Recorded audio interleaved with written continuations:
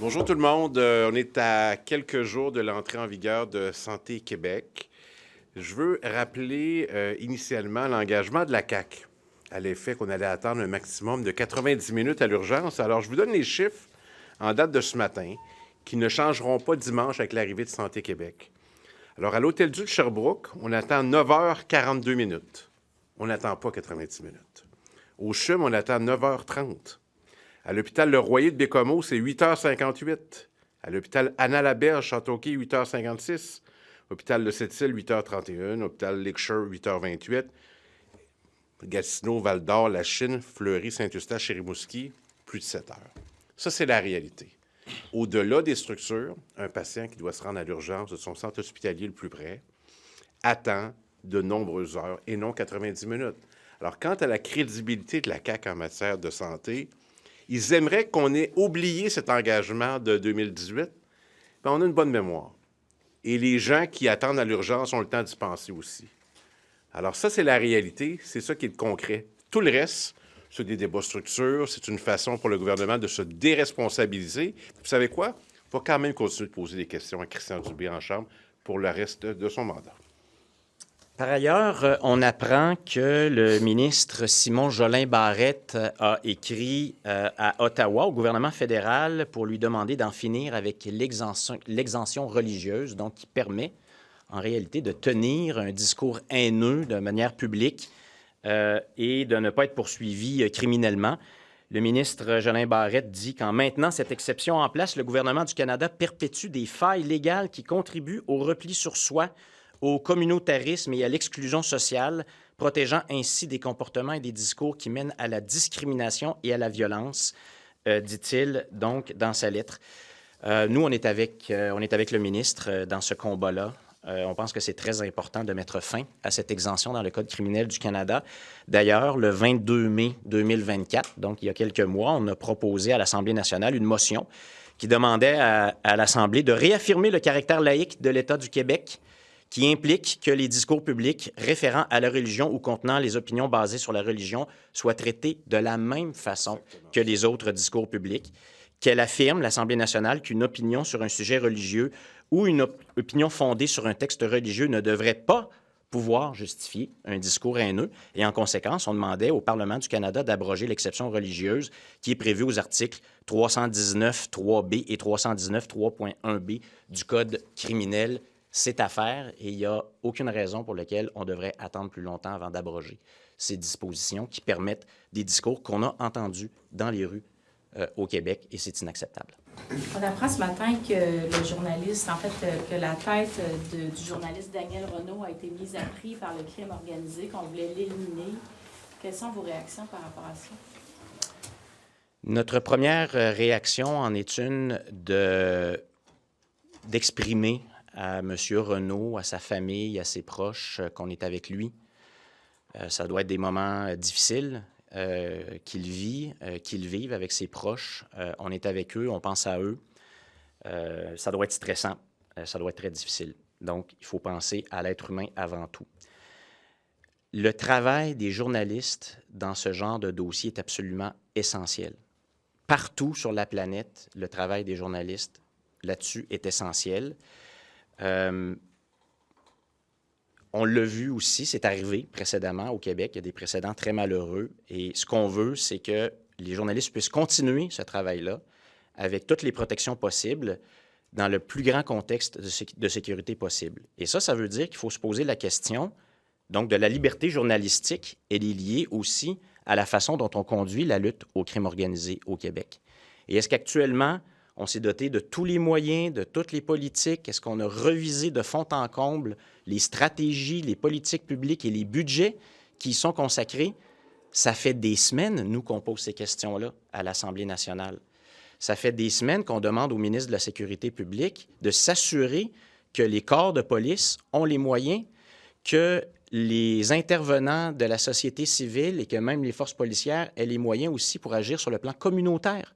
On a mis fin à des programmes de police communautaire, notamment à Montréal. Pourquoi? Alors que tout le monde disait que ça fonctionnait, que ça contribuait à prévenir. Ça, c'est sur le plan de la prévention. Maintenant, sur le plan de la lutte au crime organisé, on a des corps de police qui ont réclamé qui ont réclamé à haut cri pendant des semaines d'avoir les moyens, puis le gouvernement disait non. Il a fallu lui tordre un bras pour qu'il s'assoie finalement avec les corps de police, puis qu'il donne un peu de moyens. Nous, on demande un mandat d'initiative depuis le 9 octobre. Le 9 octobre, on a écrit pour demander un mandat d'initiative, qu'il y ait une commission parlementaire qui soit créée pour qu'on entende les experts, les corps policiers, les organisations communautaires, les juristes pour venir nous dire c'est quoi le constat aujourd'hui en 2024, alors que le crime organisé a beaucoup changé, alors qu'il y a des nouvelles méthodes, notamment de recrutement des jeunes, mais c'est de se poser les bonnes questions, de faire des constats pour être capable d'agir rapidement et efficacement sur le terrain. On attend toujours une réponse. 9 octobre. Est-ce que vous considérez que c'est le Far West actuellement, entre autres à Montréal? On sait qu'il y a eu une grosse mouvance dans les groupes criminalisés. Là. Si on retourne à l'époque des Dubois, les Italiens, les autres groupes, les Hells Angels et les gangs de motards et les bandes de rue, les gangs criminalisés de rue, là, qui n'ont pas vraiment de structure.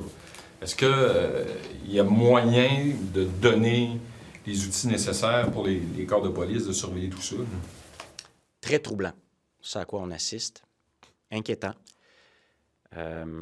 Cette désorganisation du crime organisé, dont plusieurs parlent, l'apparition de nouveaux groupes, de nouvelles méthodes, l'utilisation des réseaux sociaux comme méthode de recrutement.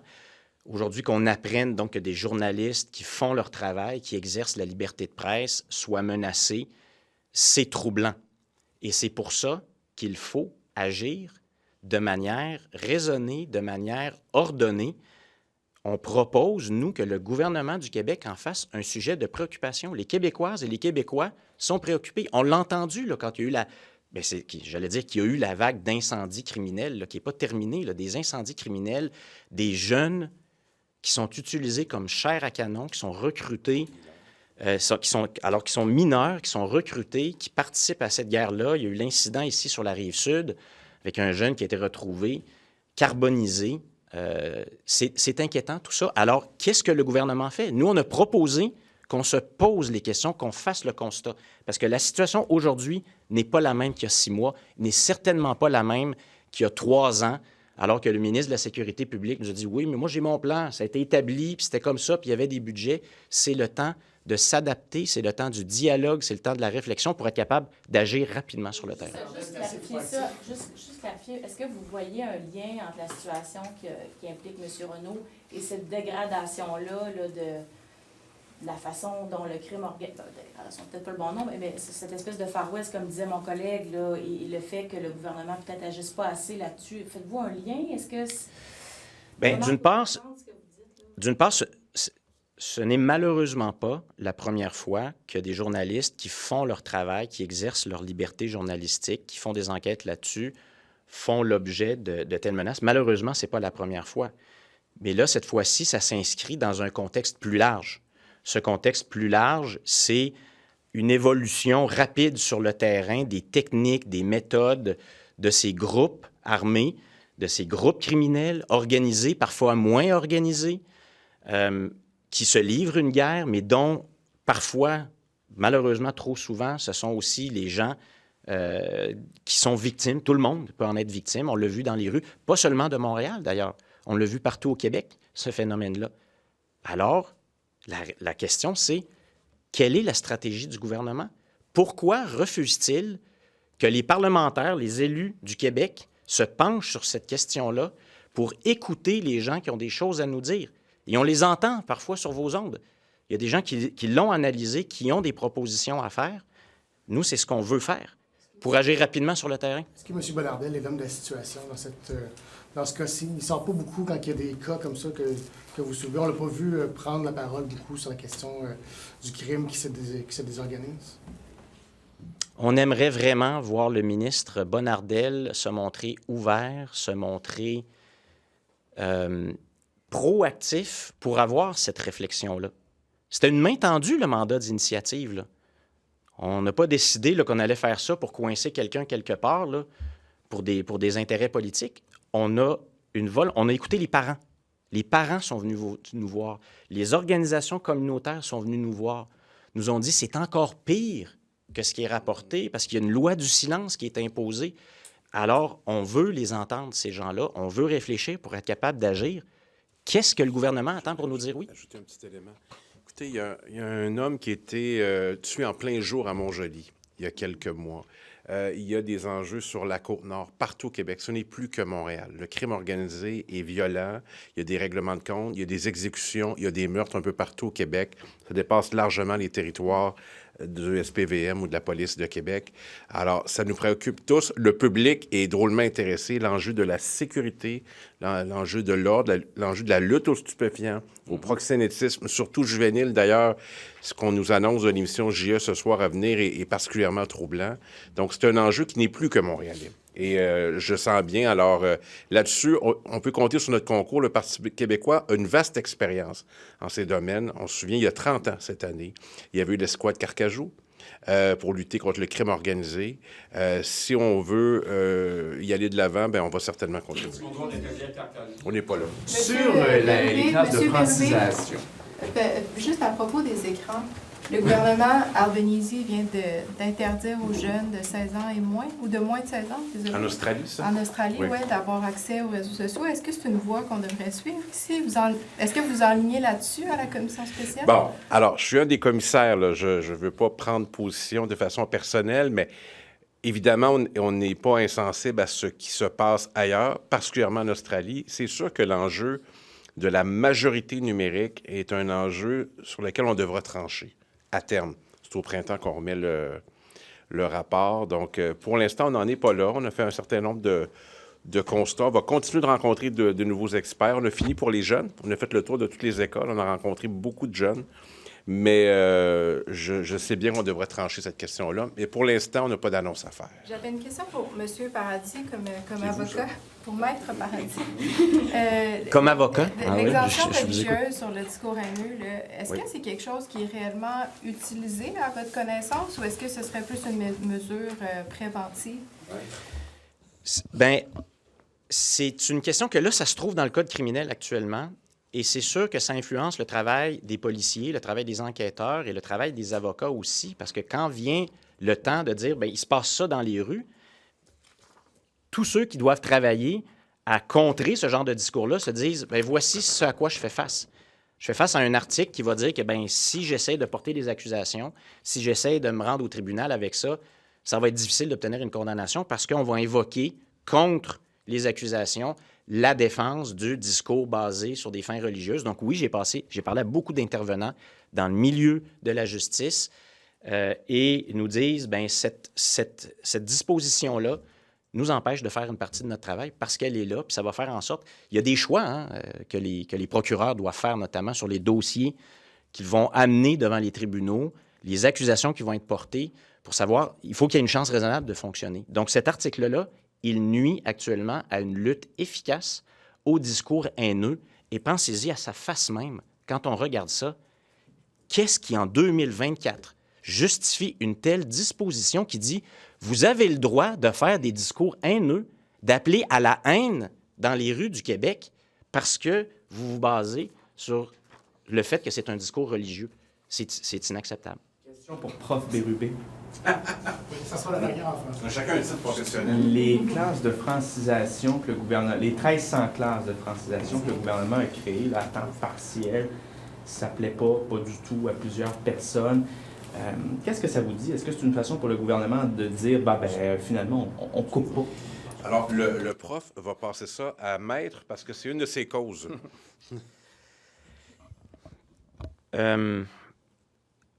L'avis de recherche que j'ai lancé au début du mois d'octobre est toujours en vigueur.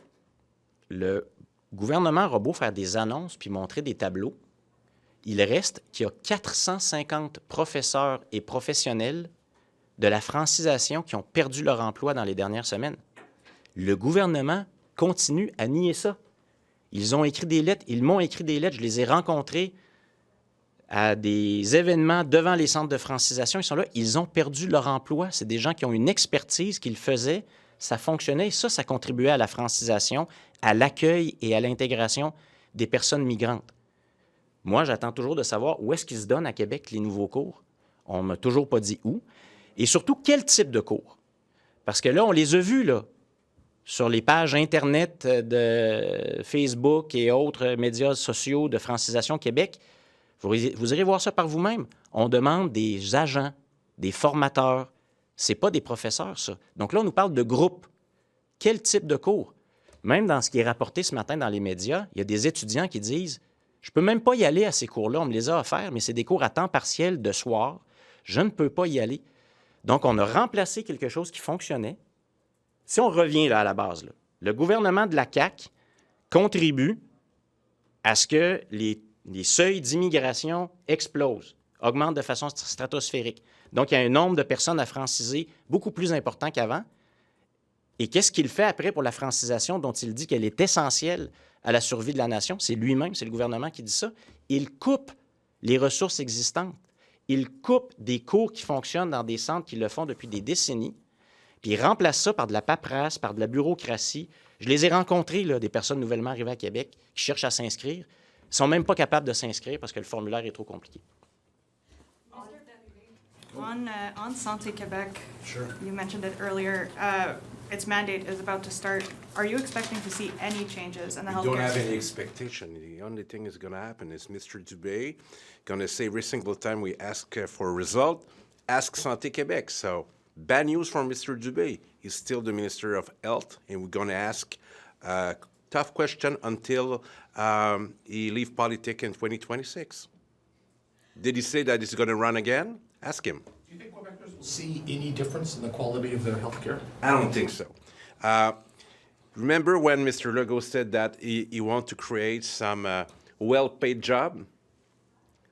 The answer is the people in charge of Santé Québec. They win big time. 90 minutes of waits in Yeah, I emergencies. have some number for you. Yes, could you quote those for us? Hôtel Dieu de Sherbrooke, 9 hours 42 minutes. CHUM, 9 hours 30 minutes. Hôpital Le Royer in Bécomo, 8 hours 58 minutes. Hôpital Anna-Laberge in Châteauguay, 8 hours 56 minutes. Hôpital de Sept-Îles, 8 hours 31 minutes. Lakeshore, 8 hours 28 minutes. And Val-d'Or, Lachine, Fleury, Saint-Eustache, and Rimouski as well, more than 7 hours. So it's a major fail. If there any fail cam in the next week in Quebec, I hope that Christian Dubé is going to be there for a conference. As That's a you. public security critic, Daniel Renaud, the fact that there was 100,000 contract issued to get, to basically get rid of him, I mean, like, that's worrisome for you. First of all, our thoughts are with Mr. Renaud, his family, his close ones. These are indeed tough times, so we are thinking about him, and this is quite a concern, quite a shock. That is such a contract on the head of Mr. Renaud, who is just doing his job, exercising his liberty to inquire, to investigate about the facts. It's very concerning. Now, Organized crime. that there is a very concerning increase in the number of crimes. I've been talking about this for the past few weeks, the past few months. We've called on Minister Bonnardel to act very decisively on these issues, and it's not what's happening. For months, we've been asking Minister Bonnardel to sit with police chiefs in Montreal, in Quebec, and throughout Quebec to make sure that they have the tools and budgets to properly fight against these new phenomena that are developing throughout Quebec, not only in Montreal, not only in Quebec, but throughout Quebec. Why did he cut resources for community police forces in Montreal and elsewhere in Quebec? This is mind-boggling at the present time because we need prevention and we need fighting organized crime. We called on the creation of a special commission here at the National Assembly to discuss these things, these very topics, to listen to experts. It was October 9th. We're still waiting for a simple reply. What do you think about what's being done in Australia? About With social media, and Well, I know it's being studied. Screens are being studied here. Numeral Numeric majority, I don't know if we should call it this way. It's a major concern for us at the Commission. So we didn't take any decision yet because the report is going to be public next spring. So, but it's a major concern for us. Should we have this kind of majority in Quebec? And if we said so, how can we make sure that it's going to be respect? So it's a hard question, but it's a question for us. Tout à l'heure, Emmanuel m'a coupé l'herbe sous le pied. Mais une dernière sur le projet de loi sur l'énergie, parce qu'on s'en est parlé. Là, il y a une séance qui a été annulée. Il y a des oui-dire selon quoi il y aurait peut-être des conflits sur les amendements apportés au projet de loi. Pourquoi ça ne siège pas actuellement, selon vous, sur l'énergie, alors que c'était une pièce importante du gouvernement? Très bonne question. Très bonne question. J'aimerais bien entendre la ministre Fréchette sur les raisons qui expliquent le fait que le projet de loi a été inscrit, puis ensuite il a été retiré. Qu'est-ce qui se passe? Est-ce qu'on envisage des changements majeurs? C'est une réforme qui va avoir des impacts pour des décennies sur l'avenir économique et l'avenir énergétique du Québec. Plusieurs ont demandé, de tous les horizons, ont demandé que ce projet de loi soit retiré et soit réécrit parce que c'est l'œuvre de Pierre Fitzgibbon, l'ancien ministre. Ça porte son empreinte à toutes les pages. Alors, est-ce que la ministre veut s'identifier et être simplement la légataire de l'ancien ministre ou elle veut faire quelque chose de différent? Nous, on l'invite toujours à retirer ce projet de loi-là, à retourner faire ses devoirs après avoir consulté les Québécois et les Québécoises sur les questions essentielles pour notre avenir, notamment celle de la privatisation du secteur de l'énergie, parce que ce projet de loi-là ouvre tout grand la porte à la privatisation. Le projet de loi aussi, dans ses termes mêmes, prévoit des hausses des tarifs pour les foyers québécois. Il n'y a eu aucune discussion au Québec là-dessus. Alors, ayons une discussion et sur la base des grandes orientations que le gouvernement doit nous présenter en tout premier lieu. Ensuite, on préparera un projet de loi qui nous fait cheminer vers la planification que le gouvernement a représentée. Mais actuellement, on n'en a aucune planification gouvernementale. Aucune. On ne sait pas où le gouvernement veut aller avec sa politique énergétique. De voir que le menu législatif est aussi mince en fin de session. Tantôt, M. Leduc disait, je ne sais même pas ce qu'on va faire ici la semaine prochaine. Bon, là, je n'ai pas le détail du menu législatif pour la semaine prochaine. Moi, je peux quand même dire que j'ai suivi, je pense, 7 ou 8 projets de loi dans les dernières semaines. Je pense qu'il faut reconnaître que quand même, il y a eu une activité législative significative dans les dernières semaines, que tous les parlementaires y ont contribué. Merci.